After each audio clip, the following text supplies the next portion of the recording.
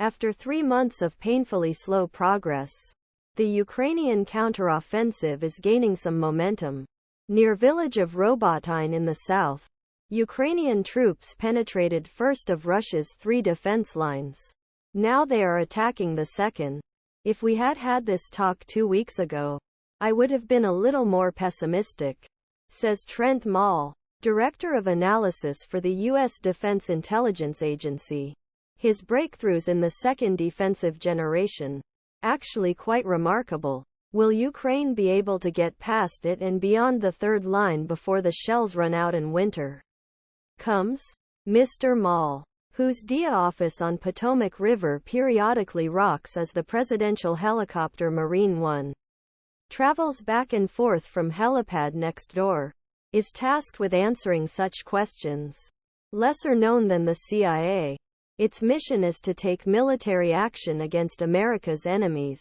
This often requires quantitative considerations range of Iranian missile or size of Chinese fleet. DIA's annual reports Soviet military power was read with enthusiasm during the Cold War. But intangible assets are just as important. Mr. Maul highlights his will to fight and sincerely admits that his agency got it wrong Iraq in 2014 and Afghanistan 2021.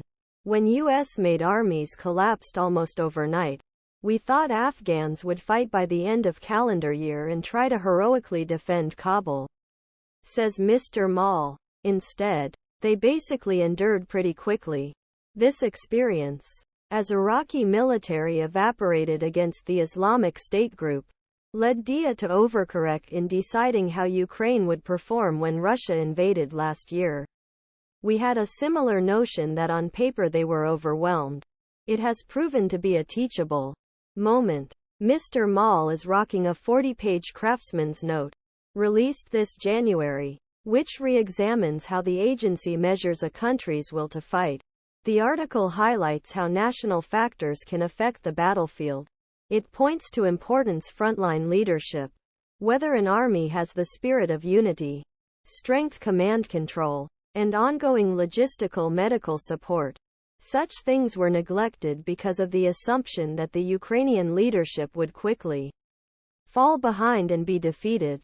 To guard against such errors, DIA analysts now need to fill out a detailed worksheet to help them think about these factors and how they might interact in unexpected ways. This methodology is very important when it comes to evaluating the coming weeks in Ukraine. Mr. Maul said DIA will be watching for signs that Russia can continue flow of artillery to front lines and maintain leadership at local level. He admits that American and Ukrainian officials did not understand the depth of Russia's defenses and how difficult it would be for Ukraine to smash them with armor. Ukrainian generals told The Guardian that 80% of Russia's efforts were spent on building the first and second lines. But Mr. Maul warns that the bulk of Russia's reinforcements remain in third plac.